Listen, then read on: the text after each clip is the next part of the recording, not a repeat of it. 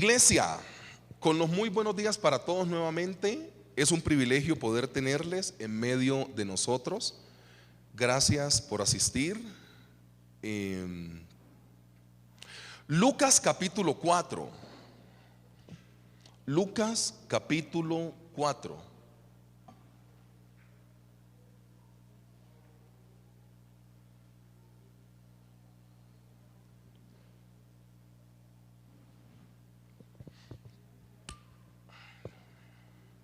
Lucas capítulo 4.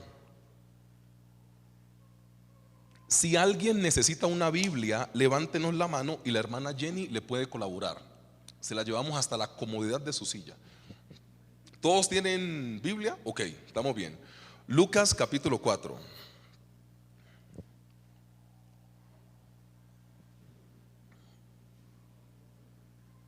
Esta es una predicación de servicio.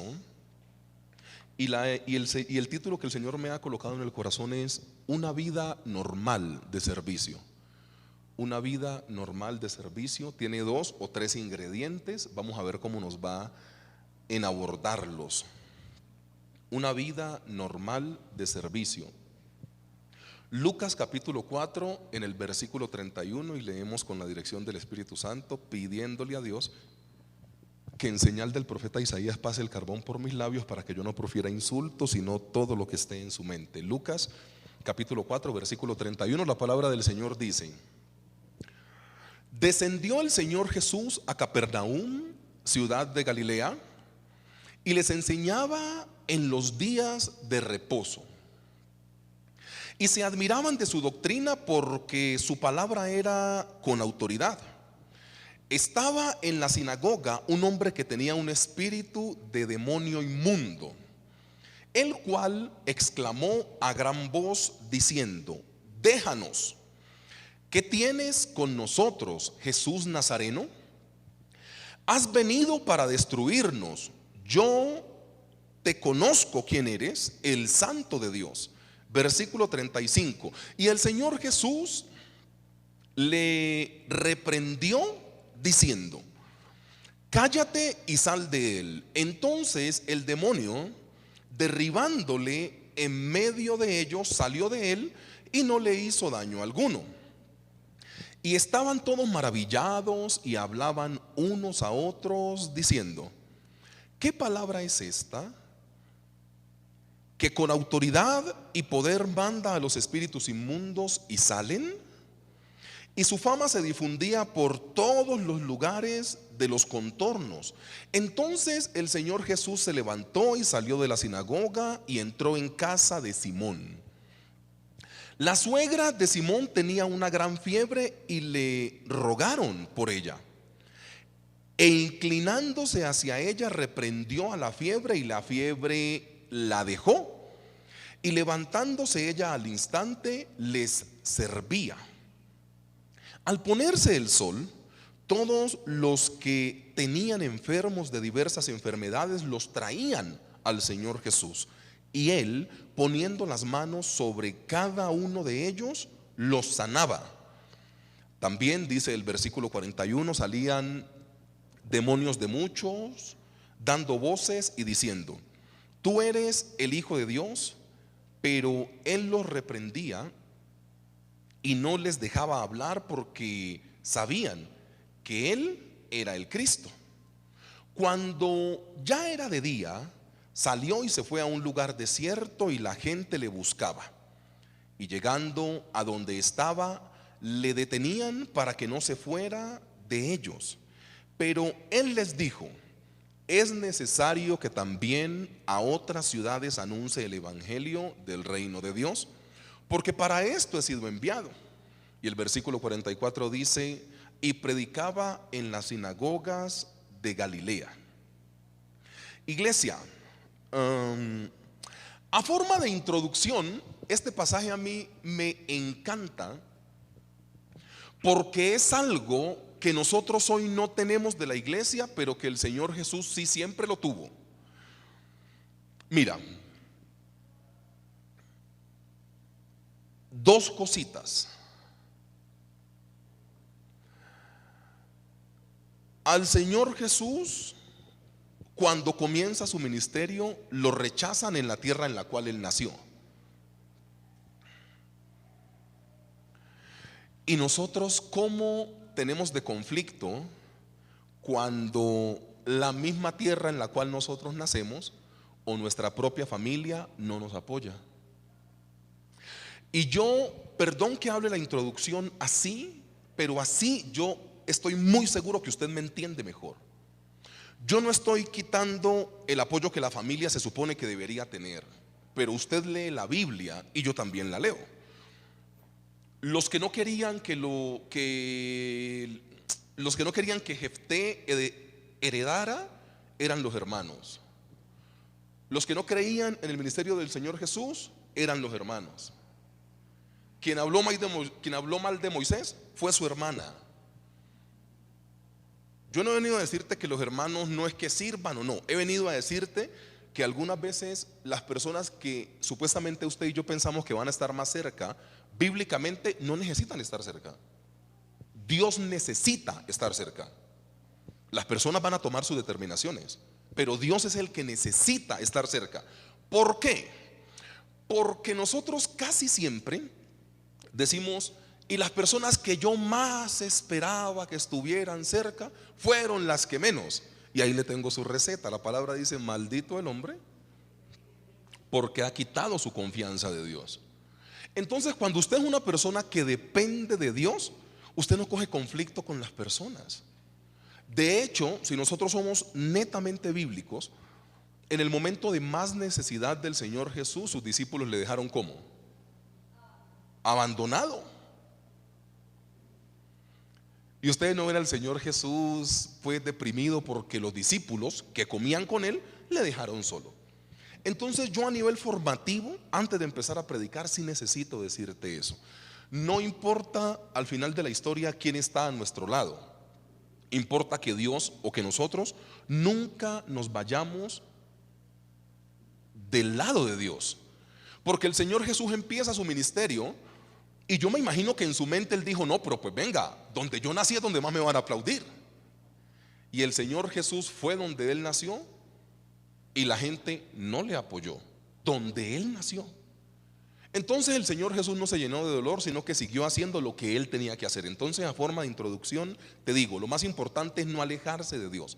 Las personas así tengan el mismo RH, no importa. Las personas van a ser las personas, pero el que no se puede ir de nuestra vida es Dios. Y entrando un poco más en materia, lee conmigo en esta parte de la introducción Lucas 4:33. Hay un lugar en el cual se desarrolla esta historia. ¿Cuál es ese lugar? La sinagoga. Para que nosotros entendamos, era como un templo, ¿ok? O sea, la sinagoga era un lugar donde se predicaba la palabra, ¿ok? Ahí había un rollo de la ley, el Señor Jesús lo leía, o un maestro lo leía. Pero recuerda que esa sinagoga tenía algunas leyes. Yo hago unas preguntas, usted me responde sí o no. ¿Una persona tuerta podía entrar a un templo o a una sinagoga? Según la interpretación que ellos le daban, no. ¿Una persona coja podía entrar a una sinagoga o a un templo? No. O sea, las personas que tenían algún defecto físico no podían entrar al templo. Y yo amo a Lucas, porque Lucas dice que estaban muy pendientes de que los cojos, los inválidos, los leprosos no entraran. Pero se les coló un ¿qué? Tan bobos. ¿En serio?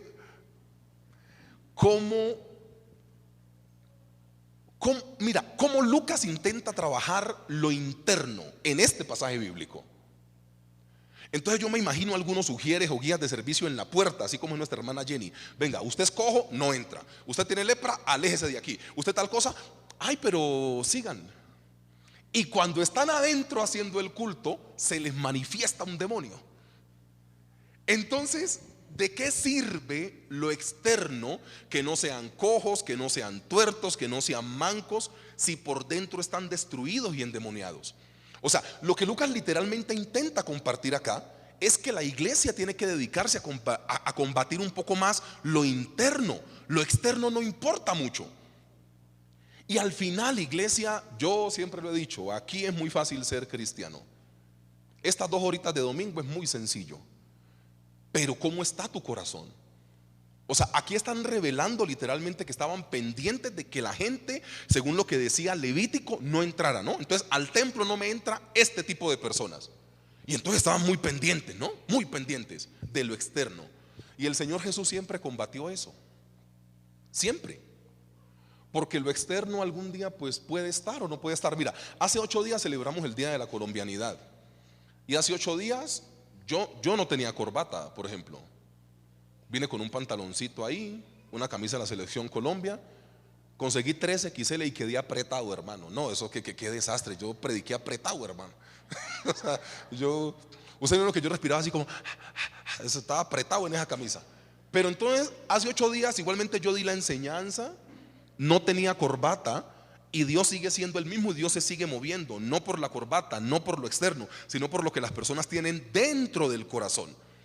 Entonces, a mí me gusta cómo Lucas introduce el texto, porque a Lucas no se le va este detalle. Lucas dice, todos estaban en la iglesia muy bonitos, pero había un endemoniado que se les coló. Coloquémoslo en términos presente. Puede llegar a ser que se venía muy bonito, bañadito, perfumadito, pero al final estaba endemoniadito. ¿De qué sirve que fortalezcamos tanto lo externo si vamos a descuidar lo interno? ¿De qué sirve que nuestros hijos tengan los mejores juguetes en casa si no les abrazamos con amor y les fortalecemos el corazón? El problema está siempre en lo interno. El ser humano siempre va a tener esa lucha entre lo interno y lo externo. Y se demuestra que en esa sinagoga lo externo estaba muy bien, porque de hecho una persona en esa condición no podía entrar, pero se les coló. ¿Por qué se les coló? Porque esa sinagoga al parecer se había convertido en algo donde lo externo estaba muy bonito. ¿Y de qué nos sirve que lo externo sea muy bonito, iglesia, cuando el corazón literalmente está lejos de Dios? Y el Señor un día los regañó, ¿no? ¿Recuerdas? Este pueblo de labios, ¿qué? Pero su corazón es lo mismo. O sea, la palabra siempre te habla de lo mismo. Tienes que cuidar el corazón. Entonces, con esas 2 premisas, entendiendo que muchas veces la gente que usted más cree que lo va a apoyar, no lo apoya. Y con la segunda premisa, que es que pues todos estaban muy bonitos en la sinagoga, pero se les coló un endemoniado y que tenía como un parche, eso era como un combo. Porque le dijeron, Jesús Nazareno, ¿qué tienes contra nosotros? O sea, eso era como una legión ahí metida. Entonces un templo bien bonito y la gente endemoniada. No, pues qué belleza. Entonces te das cuenta que al final tenemos que combatir un poco más lo interno que lo externo, iglesia. Mira, 2 o 3 orientaciones acerca de servicio, una vida normal de servicio. Lo primero que evidencia la palabra es, vamos a trabajar con 3 palabras o hasta donde alcancemos hoy. La primera es la palabra imprevistos. Imprevistos es la primera palabra. Y yo leo Lucas 4:38. Dice la palabra del Señor: entonces el Señor Jesús se levantó y salió de la sinagoga y entró en casa de Simón. Y la suegra de Simón tenía una gran fiebre y le rogaron por ella. Hago una pregunta al auditorio. ¿El Señor Jesús fue a esa casa porque le dijeron que la suegra de Pedro estaba enferma? ¿O él fue y se encontró con la situación? Él fue y se encontró con la situación. O sea, era una cosa que él no tenía preparada, pero cuando le llegó, pues tuvo que resolverla. Hagamos otros ejemplos, pero hablando de lo mismo. Un día el Señor Jesús estaba durmiendo, ¿cierto? Iba en una barca atravesando con sus discípulos de una ribera a otra. Él estaba durmiendo y había una tempestad. ¿Esto fue planeado? Esto llegó de repente. Claro que le llegó de repente. Cuando uno se da cuenta de la vida del Señor Jesús, el Señor Jesús era experto resolviendo imprevistos. Un día asesinan a Juan Bautista, le cortan la cabeza, ¿cierto? Y el Señor Jesús dice la palabra que va a un monte, a un lugar apartado a orar. Pero pues el Señor Jesús tenía su fama. Algunos de los pobladores lo ven y se van detrás de él. Él no planificó eso. Él iba quizá a entregarle su corazón al Señor porque estaba dolido. Habían asesinado a su primo hermano que era Juan Bautista. Pero cuando la gente lo vio, la gente se le pegó. Y el Señor Jesús le dijo: ay, a mí me da mucha pena, respeten mi dolor.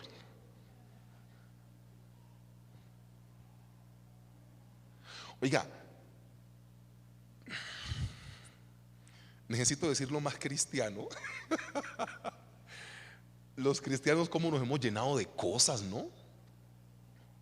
O sea, tenemos una excusa para no hacer lo que Dios nos manda a hacer. ¿La predicación es a tiempo o es a tiempo y afuera de tiempo? Entonces, ¿por qué nosotros colocamos un tiempo para poder hacer lo que Dios nos manda a hacer? O sea, te estoy explicando algo. El Señor Jesús va a un monte a orar porque acaban de asesinar a Juan Bautista, el que le abre camino a él. Y cuando la gente lo ve y la gente se le va atrás, el Señor Jesús sana a los que de ellos tienen necesidad de recibir sanidad. No dijo: los atiendo el lunes porque es que mi corazón está compungido. No, resolvió. La pregunta que yo te hago es: ¿cómo estás en el manejo de los imprevistos? Porque el Señor Jesús, si algo tenía, era el manejo de los imprevistos. Hay cosas que son rutinarias: el dar, el ayunar, el congregarse. O sea, usted planea un presupuesto, pero aún dentro del presupuesto se supone, los que saben de contabilidad, que hay un rubro ¿para qué? Para imprevistos. Claro, porque hay cosas que pueden pasar en cualquier momento y estamos nosotros en la responsabilidad de ser respuesta ante las personas. Ese es el punto que a la iglesia le está faltando: resolver bien los imprevistos. Y las personas que somos cuadriculadas sufrimos mucho porque nosotros tenemos un plan y tenemos una manera de hacer las cosas. Yo hago esto, pero cuando llegan los imprevistos perdemos el norte. ¿Por qué? Porque no estamos preparados para los imprevistos. Y hoy el Señor Jesús sí hace un llamado a que nosotros tenemos que estar en la capacidad de poder resolver los problemas cuando se presenten. Porque nosotros no escogemos qué problema resolver. Es el Señor Jesús el que nos da la posibilidad de servirle cuando se presenta un imprevisto. Claro que sí. Lo mecánico tiene mucho valor, pero yo creo que la gran capacidad de la iglesia está en el punto en el cual nosotros podamos resolver los imprevistos. El Señor Jesús llegó. Allí no dice si de pronto fue a descansar, fue pues de paseo a una de las casas de uno de sus discípulos más cercanos. Pero cuando él llega y se encuentra a un familiar de Pedro enfermo, el Señor Jesús resuelve eso. Y el cristiano hoy en día se ha llenado de mucha cosa. Porque hoy en día los cristianos se levantan con el pie izquierdo. Hoy en día no estoy para nadie.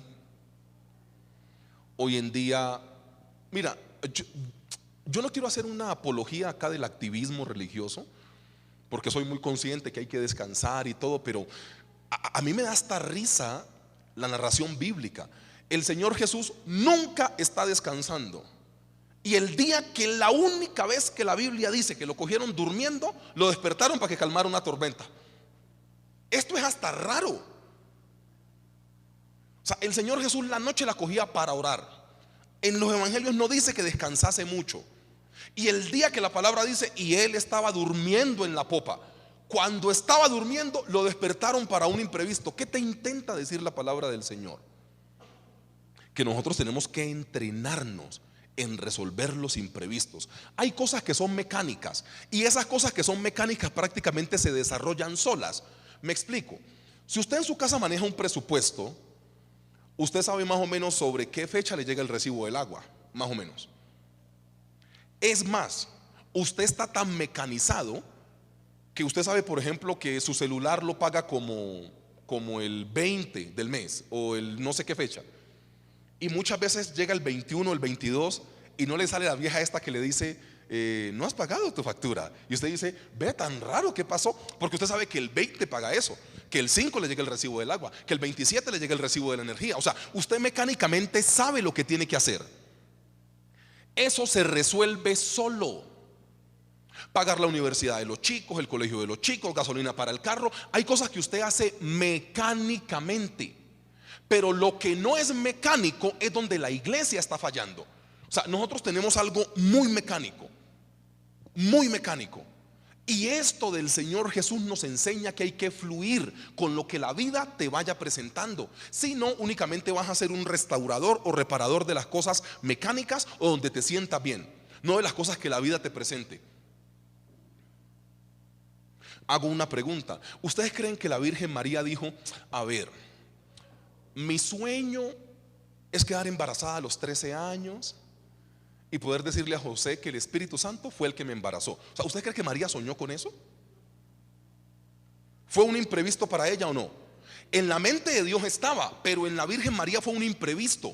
¿Lo resolvió o no lo resolvió? Sí. Mira, la gran mayoría de gente que está escrita aquí en la Biblia es gente que tuvo capacidad de resolver los imprevistos. La iglesia no puede ser una iglesia mecánica, porque en la iglesia el Espíritu Santo es el que gobierna.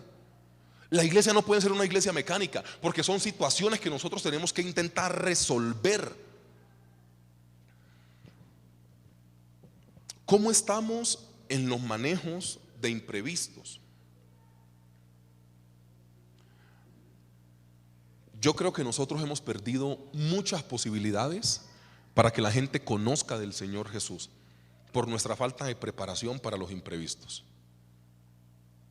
Es muy en serio. Uno tiene que estar preparado para cualquier tipo de cosa. Yo recuerdo un día, yo estaba en Bogotá y me llaman de mi pueblo a decir que se murió un familiar. Te hablo de una cosa natural. Aquí estamos hablando más espiritual, pero una cosa natural. Yo estoy en Bogotá y me dicen: murió un familiar. Entonces, claro, al morir un familiar, yo voy hacia mi pueblo porque pues ha muerto un familiar. Y yo en mi casa, donde nací, no tenía ropa. ¿Sabes qué me tocó hacer?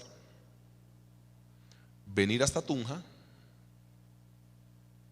coger una maleta o ropa, después volver a Bogotá, donde estaba, e irme hacia Caloto, Cauca, al lado de Cali. ¿Perdí 5 horas, sí o no? La vida te enseña. Entonces yo ahora tengo un closet en la casa de mi mamá. Si algo llega a pasar y yo estoy en cualquier lugar del país, no augurando fatalismos, pero que me toque conducirme hacia el suroccidente del país, yo tengo ropa en la casa de mi mamá y tengo ropa acá. ¿Por qué te intento decir esto? Porque ese ejemplo, pásalo a lo espiritual. Nosotros no podemos ser espirituales únicamente cuando venimos el domingo a la iglesia. Nosotros tenemos que estar en la capacidad de poder resolver cualquier cosa que se nos presente, sea cual sea el momento. Nosotros no escogemos el momento. Por eso es que usted y yo no le servimos al Señor muchas veces con plenitud, porque no leemos lo que el Señor Jesús nos manda y nosotros vemos que es un problema. Ay, no, yo para eso no estoy preparado, me da mucha pena. Te pongo ese ejemplo en lo académico y lectivo también. ¿Te das cuenta que nosotros, por la carrera que escogemos, decimos dónde queremos trabajar?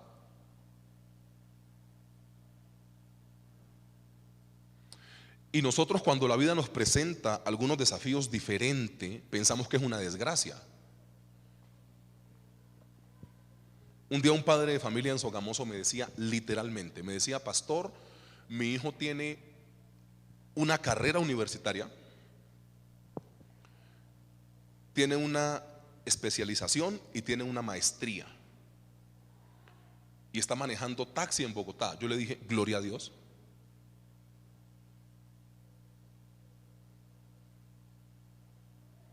Ay, pastor, pero es que él no se preparó para eso.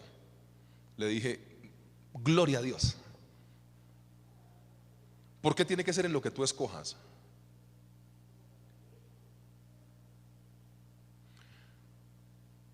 Yo le dije a ese hermano: es el método que Dios está utilizando para que ese varón lleve comida para su esposa y sus 2 hijos. Me invitan a predicar a la misma iglesia en Sogamoso como a los 5 años y medio y me encontré con el Señor.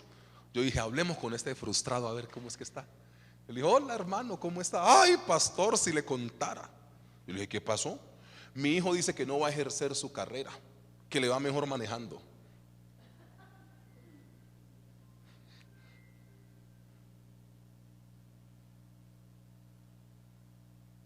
¿Estoy siendo claro con el punto? ¿Por qué quieres hacer únicamente lo que a ti te es cómodo?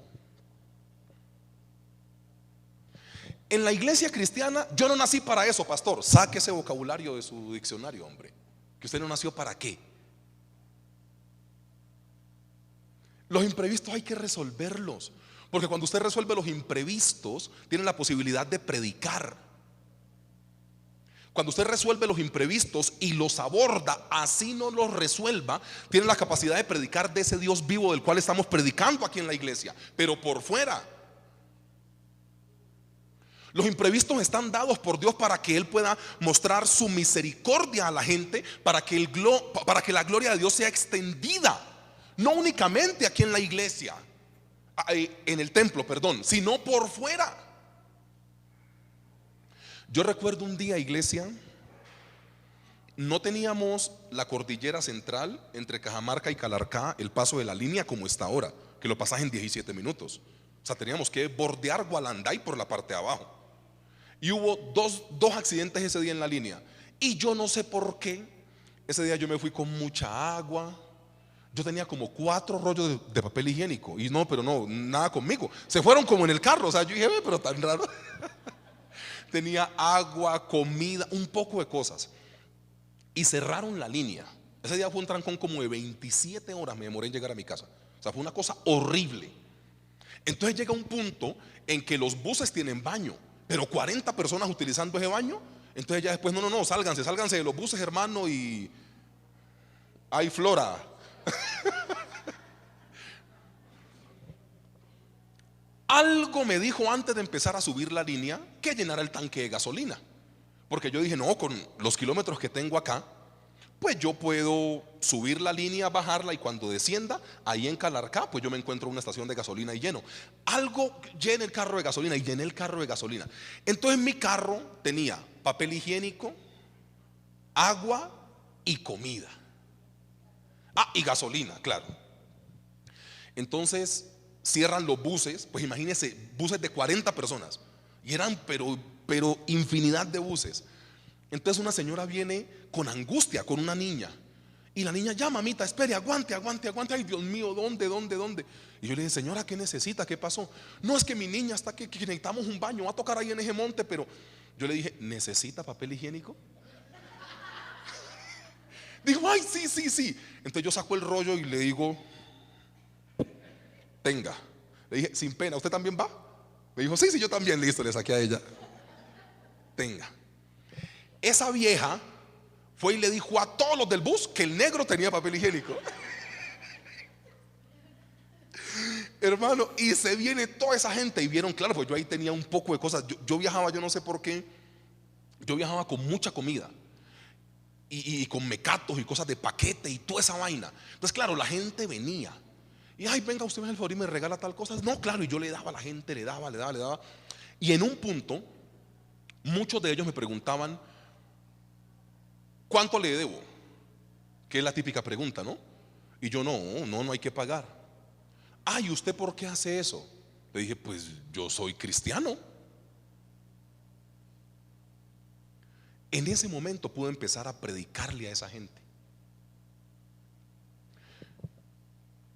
Eso es un problema, pero yo lo pude convertir en una posibilidad de hablar de Cristo. No, ¿por qué me vas a pagar? No, pues el papel higiénico. No, yo soy cristiano y la Biblia dice que es mejor dar que recibir, entonces hágale. Al final, pues se me acabó lógicamente todo, porque pues fueron, yo no sé, como 14, 15 horas metido allá. Entonces, el imprevisto, cuando no sos espiritual, se te convierte en un problema.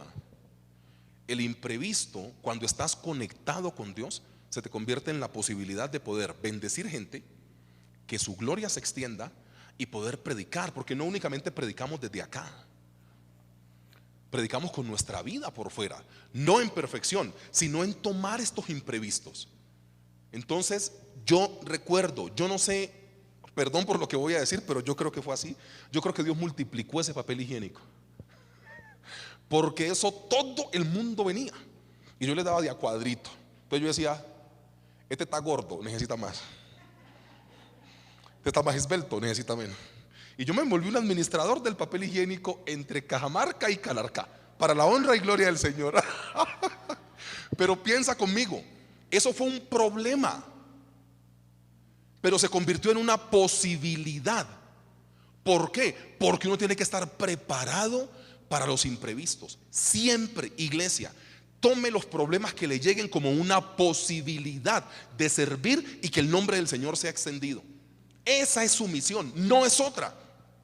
Lo mecánico va solo. Usted sabe qué día apaga el celular. Ahora la tecnología es tan brava que usted puede programar cosas por internet, ¿cierto? Entonces usted programa que el día 17 le debiten de su cuenta automáticamente el plan de celular y se lo quitan sin que usted le dé clic, ya se lo quitan automáticamente. O sea, lo mecánico va solo, eso no hay necesidad de uno ni de pensar. Pero el resto de las cosas, el Señor Jesús fue experto. Yo estoy durmiendo y me levantan para que calme la tempestad, pues me levanto. Hay cosas que el Señor Jesús no quería hacer y terminó haciéndolas. ¿Por qué? Porque las planificó. No, Señor, porque fueron imprevistos. El éxito de la iglesia cristiana tiene que ver con resolver los imprevistos también. Lo primero, o la primera palabra es imprevisto. La segunda palabra es servicio. Lucas capítulo 4 verso 39. Servicio. La palabra del Señor dice: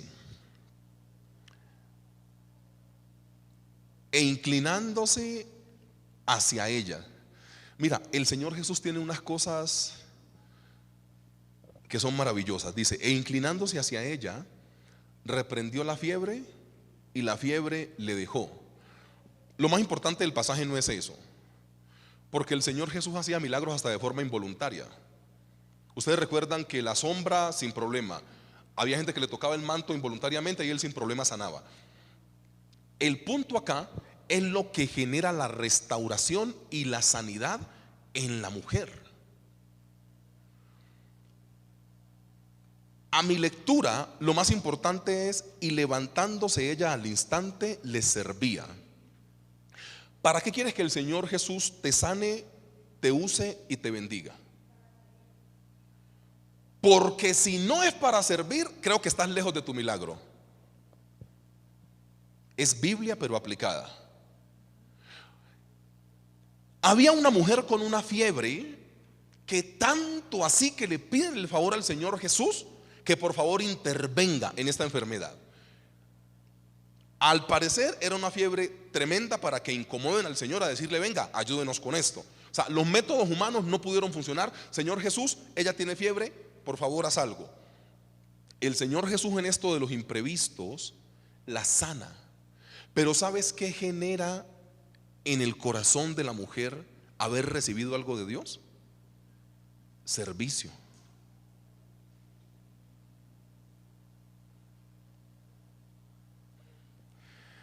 Hay claves en la Biblia que nosotros por falta de entendimiento no comprendemos muy bien. Lo que garantiza que un milagro llegue a tu vida es el uso que le das después de recibirlo. Es lo que dice la palabra del Señor. O sea, lo que garantiza que el Señor Jesús que Dios, que es el que concede, escuche tu oración, la tenga como incienso fragante delante de su presencia y te conceda lo que le estás pidiendo, es la utilización que le das después a lo que vas a recibir. Es simple. ¿Qué está pasando acá? Hay una mujer enferma, el Señor Jesús la sana, sí. ¿Qué generó la sanidad en la mujer? Servicio.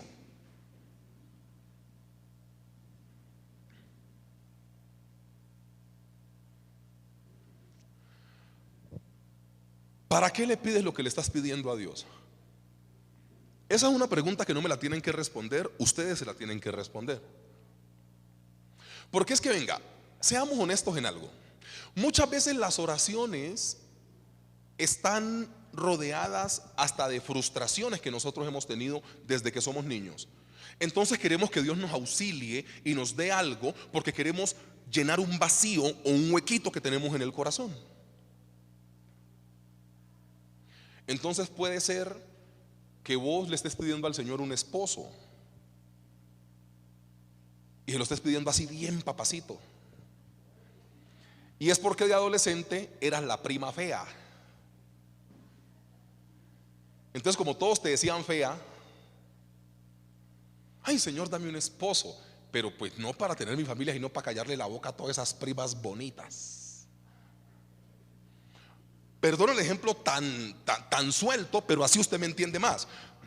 Muchas veces tu oración está llena es de tu frustración y querer recibir eso para poder demostrarle al mundo que sí sos capaz.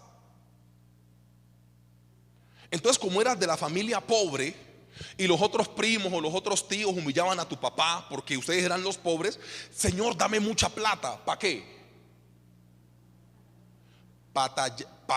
Para tallarles a ellos, para taparles la boca a ellos. Si esa es la motivación que te lleva a orar, estás lejos de tu milagro. Lejos. O sea, mira, Dios no puede ser burlado, dice la carta a Galacia. O sea, Dios no puede ser burlado. Entonces muchas veces nuestras oraciones no son oraciones genuinas que brotan de un corazón, sino que brotan de una frustración, brotan de algo que no tuvimos de niño, brotan de algo de lo cual carecimos cuando estábamos pequeños. Entonces le empezamos a pedir al Señor que nos llene ese vacío. Y Dios no da bendiciones para llenar vacíos, sino para colocarlos al servicio de la comunidad. Es lo que está diciendo la Biblia. Acá nos encontramos con algo maravilloso. Apenas la mujer recibió la sanidad, empezó a servirle al Señor Jesús. Pero automáticamente dice que ella se reincorpora pues e inmediatamente empieza a servir. ¿A qué tiene que llevarte todo lo que recibas de Dios? A servirle a la gente, a servirle a la comunidad. O sea, si estás pidiéndole a Dios algo para amontonar, estás lejos del milagro. Si estás pidiéndole a Dios algo para poder llenar una frustración, estás lejos del milagro. Es más, la gente en la iglesia debería revisar primero cómo pongo al servicio lo que le estoy pidiendo al Señor antes de pedírselo. Porque la garantía de que Dios te lo dé es el uso que le das después.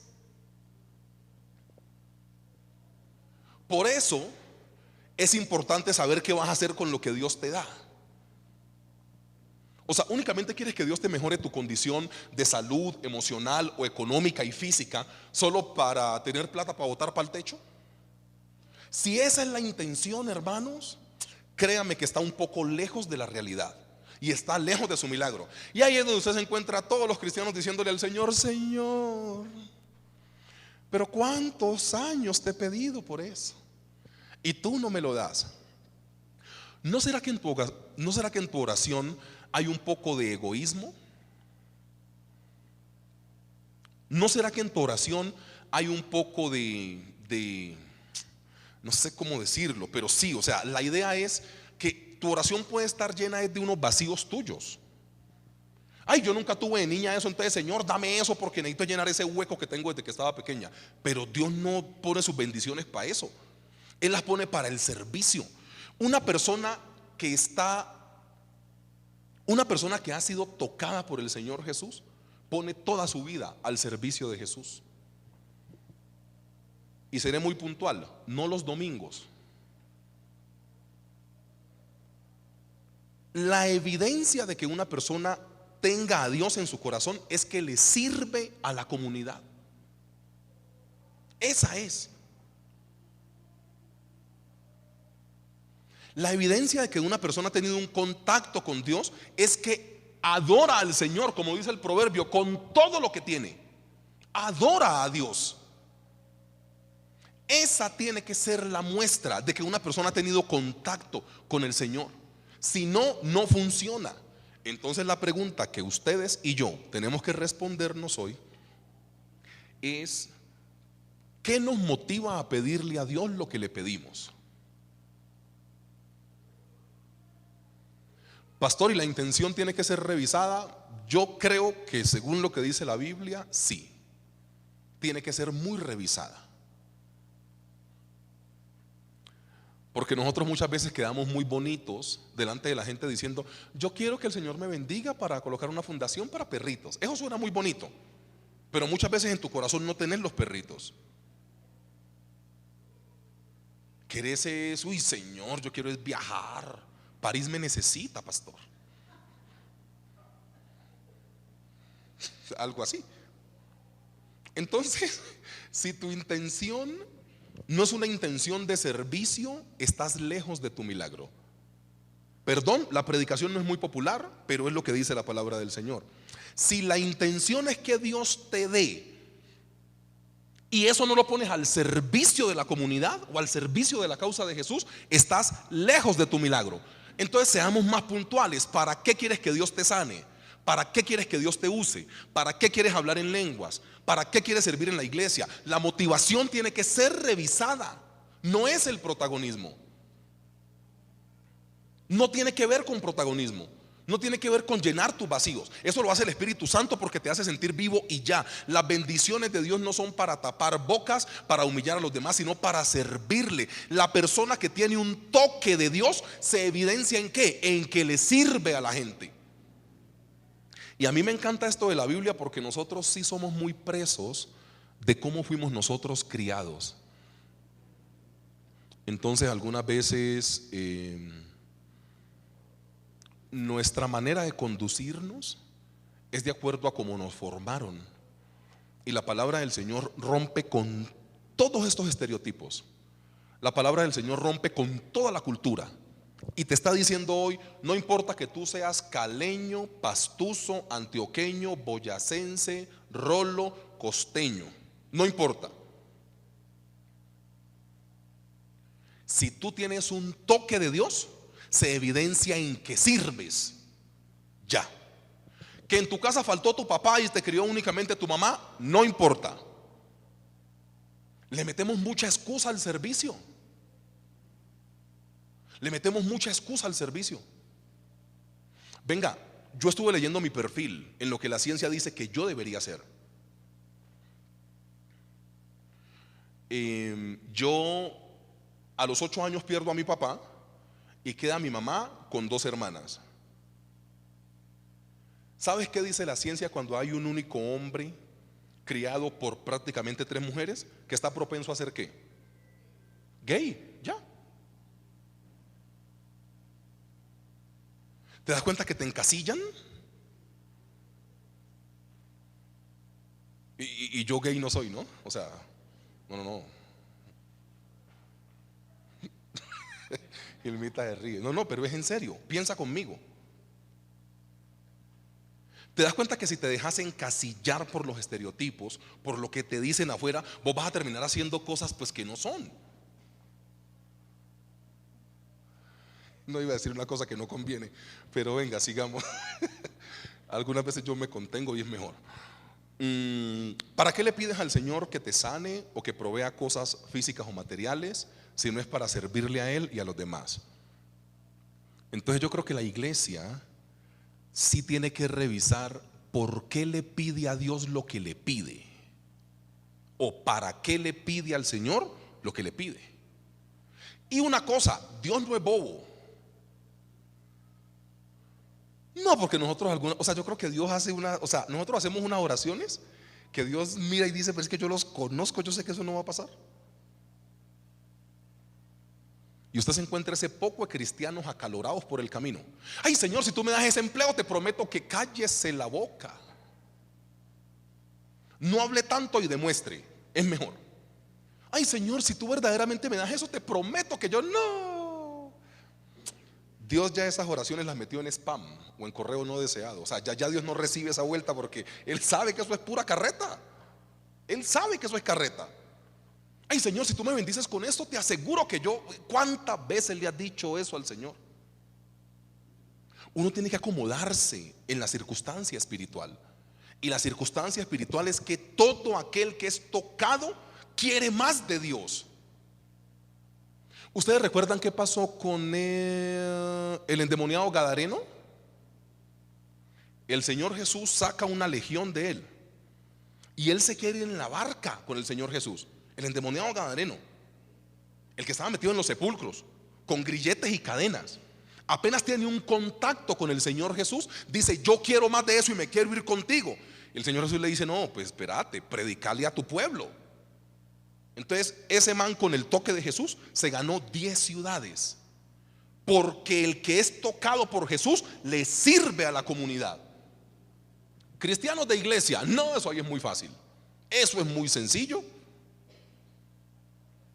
Nosotros aquí, afortunadamente, no lo digo con prepotencia, gozamos de muy buena alabanza, es lo que pienso yo. De hecho, Jonathan estaba solo porque los otros chicos están haciendo unas cosas, y Jonathan ministró la alabanza y yo estaba adentro escuchando, y el Espíritu estaba. Pero es muy sencillo aquí. Al enfrentarse con el mundo exterior, es que tenés que demostrar qué tanto tenés de Jesús, con todas tus equivocaciones, porque no tiene que ver con la perfección, tiene que ver con embarrarla, pedir perdón y demostrar que estás lleno de ese Dios. No se trata de la perfección, se trata de hacer las cosas con excelencia o lo mejor posible. Pero el que se encuentra en un toque con Jesús, como esta mujer, no le queda otro camino que servirle. ¿Cómo le estás sirviendo a Jesús? Es la pregunta que hoy tienes que responderte. ¿Cómo le estás sirviendo a Jesús? Y lo tercero es relación con Dios basado en la palabra sinagoga. Entonces, lo primero es imprevistos, lo segundo es servicio, y la tercera palabra es sinagoga.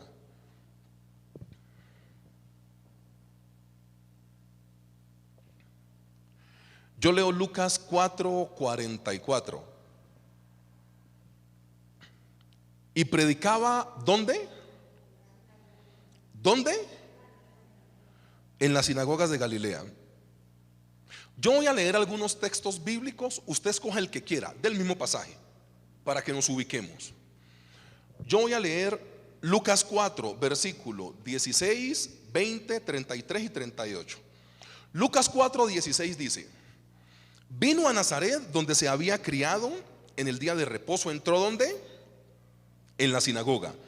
Lucas 4:20. Y enrollando el libro, le dio al ministro y se sentó, y los ojos de todos en la sinagoga estaban fijos en él. Lucas 4:33. Estaba en la sinagoga un hombre que tenía un espíritu y tal cosa. Y Lucas 4:38 dice: entonces el Señor Jesús se levantó y salió de la sinagoga. Ustedes se dan cuenta que esa palabra en cortos versículos se repite 5 o 6 veces. La sinagoga o el templo es donde el judío entiende que está Dios o la presencia de Dios. Este es un pasaje que literalmente te está hablando ¿de qué? De la presencia de Dios. El impacto del Señor Jesús fue porque siempre dependió de la presencia de Dios. En otras palabras, del templo o de la sinagoga. Ese es el impacto. Ustedes se dan cuenta. Bueno, yo no sé si tengo acá abierto el tema. Espérate, te digo. El capítulo 4 empieza con el Señor Jesús siendo ¿qué? Bautizado, ¿cierto? Y después de que Él es bautizado, va a su pueblo a predicar. ¿Y creen en Él, sí o no? No creen en Él. O sea, no creyeron en Él. A ver si lo tengo acá abierto. Ahí está, ¿por qué fue para allá? Espérate. Lucas 4. Ok. El Señor Jesús es bautizado, capítulo anterior. Viene la tentación del Señor Jesús en Lucas 4:1. Pero cuando Él comienza su ministerio, no creen en Él. Entonces Él comienza su ministerio. Él es rechazado en Nazaret. Pero después de esto el Señor Jesús no encuentra otra solución que meterse ¿dónde? En la sinagoga.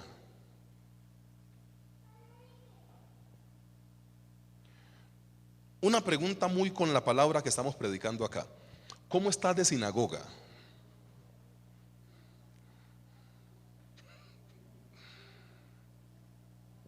O sea, ¿cómo estás de sinagoga? Mira, la sinagoga, a ver, literalicemos la opinión. La sinagoga para un judío es para nosotros como el templo. Eso no pues podemos quitarlo de la ecuación, literalmente. Entonces yo te estoy hablando de cómo estás en congregarte. Pues si estás aquí, pues te estoy viendo. O sea que por ahí más o menos el tema está resuelto. O sea, ¿cómo estás de sinagoga? ¿Cómo estás congregándote? Si estás aquí, pues estás medianamente bien porque pues te estoy viendo. Pero mira, es un asunto de conexión espiritual. El Señor Jesús, cuando uno hace un paralelo de los 4 evangelios, es monte, milagro, templo, milagro. Monte, milagro, templo, milagro. Monte, milagro, milagro, templo, milagro. ¿Qué hacía el Señor Jesús en el monte? No lo que nosotros hicimos en el trancón de la línea. No. O sea, no, él estaba orando. ¿Ok?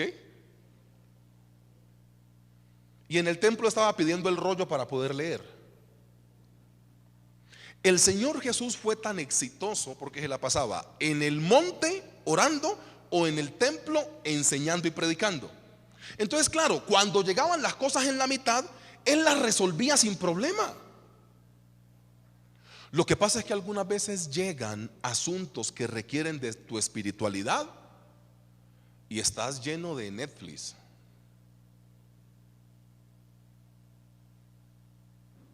Sin decir que sea el diablo, yo tengo Netflix también y HBO y toda esa vuelta, y me gusta ver fútbol. Pero yo, ¿cómo hago para no sacarle tiempo al Señor? ¿Sabes qué es lo más triste que le pueda pasar a un cristiano? Que se le presente una gran posibilidad de ser espiritual y por falta de insumos o herramientas no pueda ser espiritual en ese momento. Porque estamos hablando de la salvación de las almas. No estamos hablando de cerdos, de marranos, de vacas, de gallinas. Estamos hablando de gente que se puede llegar a condenar si en un momento no estás espiritualmente conectado con el Señor y no puedes bendecirle la vida a esa persona espiritualmente hablando, aun cuando vayas en contra de la cultura. El Señor Jesús no fue un rebelde, porque algunos lo pintan así, pero Él priorizaba el corazón de la persona que necesitaba de Él, aun cuando eso fuera puesto como rebeldía.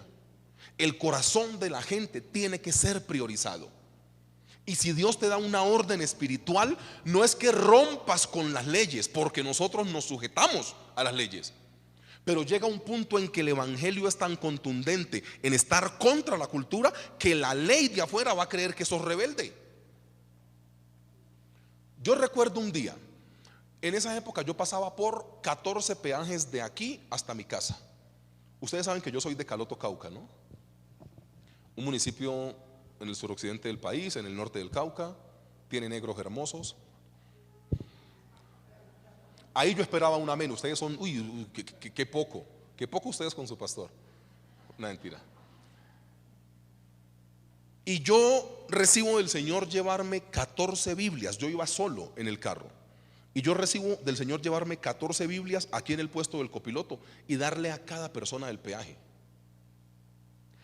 Es una locura, primero porque los chicos y las chicas del peaje no pueden recibir nada diferente al dinero, porque puede ser un libro bomba o alguna cosa. O sea, que yo sea pues como un subversivo o alguna vaina así. Pero yo recibo eso en mi corazón.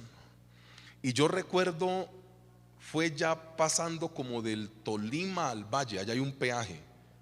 Y yo paro el carro. Entonces yo pagué el peaje. Y yo tengo eso aquí en el corazón. Y le digo yo a la chica, mira, Dios te ama, Dios me pone en el corazón que te regale esta Biblia. Ella me dice, yo no le voy a recibir ese libro. Yo le dije, yo no voy a arrancar. Me dijo, ay Señor, muévase, y atrás, pi, y el negro tranquilo. Yo dije, no arranco hasta que no me reciba la Biblia. Ella me dijo, le voy a llamar a la policía. Le dije, llámela. Y verdad, la hedionda me echó la policía. Ahí estaba la patrulla, eso hizo bulla. Llegó el hijo al celador, el celador me echó la policía y se vino el policía. Entonces aquí está el cubículo del peaje, yo estoy aquí con mi bibliecita aquí, así. Y el policía me llega por acá y dice, ¿qué pasa, fulana de tal? No, que el señor no arranca. Entonces el policía baja aquí y me dice, Señor, ¿qué es lo que pasa? Yo le dije, Dios puso en mi corazón que le diera una Biblia a todos los del peaje. Entonces es este libro, mírelo, se lo voy a dar a ella. Y si no me lo recibe, yo no arranco. Entonces el policía se sube y le dice: es uno de esos locos. ¿Ah?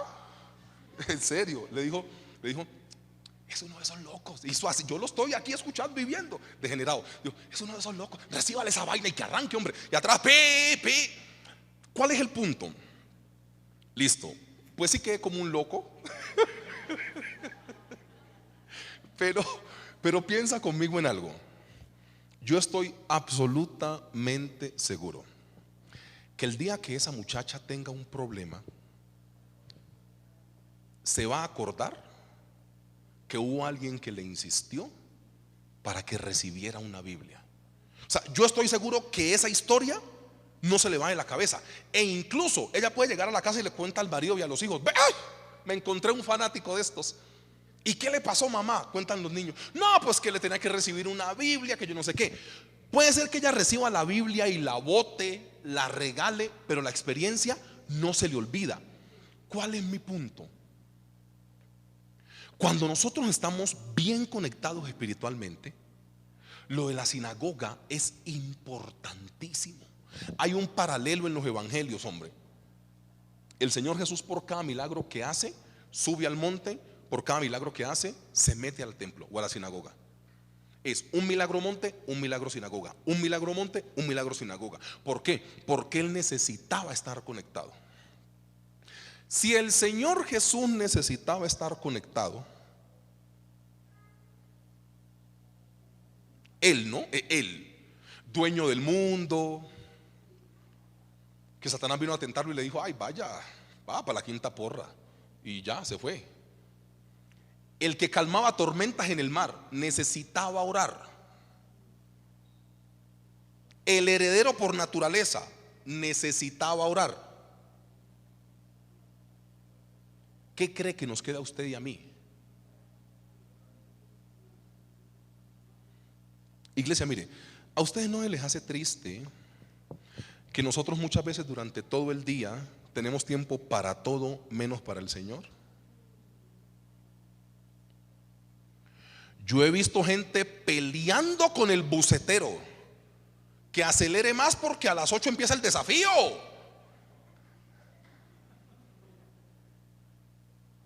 Hermano, no es cuento. Señor, muévase que estoy afanado. ¿Y cuál es el afán? Llegar a la casa a ver la novela. ¿En serio? Mira, ¿ustedes no creen que hoy el Señor Jesús nos está llamando a que literalmente tengamos una vida más de sinagoga con Él? La sinagoga significa para nosotros espiritualidad. Un día yo estoy compartiendo en un lugar donde hay solo líderes. O sea, me llevan a hacer algo de 2 o 3 días en una ciudad del país y me dicen: pastor, ahí todos son líderes. Entonces yo: no, pues son líderes. Entonces yo abro el computador y digo: yo no voy a orar porque me dijeron que son líderes. Entonces, como todos los líderes hicieron su devocional esta mañana, pues yo ¿para qué oro? Pues yo lo hice con la intención de, amén, claro. Entonces yo los miro y ellos tenían la cara así como ustedes la tienen, que tampoco han hecho devocional esta mañana. Qué desastre. Y yo les digo: pues se supone que uno lo primero que hace en la mañana es orarle al Señor. Iglesia, se trata de espiritualidad. Por eso perdemos posibilidades de ser espirituales y todo lo resolvemos mundanamente. Esa palabra pues no me gusta mucho, pero digamos carnalmente. Todo es con un impulso. ¿Por qué? Porque no le damos espacio al Espíritu Santo a que nos gobierne. Mira, una persona espiritual, vea, cuando usted ha orado en la mañana, usted actúa diferente a cuando no oró en la mañana y se levantó de afán. Claro que sí. Yo creo que el Señor nos está llamando, iglesia, a la gran posibilidad de trabajar muy bien con los imprevistos, de servirle a la gente y de no desprendernos de la sinagoga. Nosotros los que venimos de una herencia católica tenemos que agradecerle al Señor por esa mamá o esa tía que nos llevó a misa, porque ahí nos puso ejemplo espiritual. Hoy entendemos otras cosas, no hacemos otras cosas por convicción de la iglesia tradicional, pero lo que te intento decir es que yo recuerdo que una tía se enojaba cuando no íbamos a misa. Y de hecho le decía a mi mamá, porque el templo del pueblo quedaba más cerca a la casa de mi tía que a la mía. Y hacían planes con mi cuerpo, mi mamá y mi tía. Se hablaban por teléfono, mándamelo, que así, pero una cosa como así como unas subversivas. Era mentira. Pero entonces mi tía Nubia le decía a mi mamá, Elsa, mándamelo. Y mi tía nos levantaba todos temprano, camine para la iglesia, a la manera que le enseñaron a ella. Hoy en día no estamos en la iglesia católica, estamos en la iglesia cristiana, pero a la manera que le enseñaron a ella, transmitieron espiritualidad a nosotros. ¿Y el domingo de quién era? Del Señor.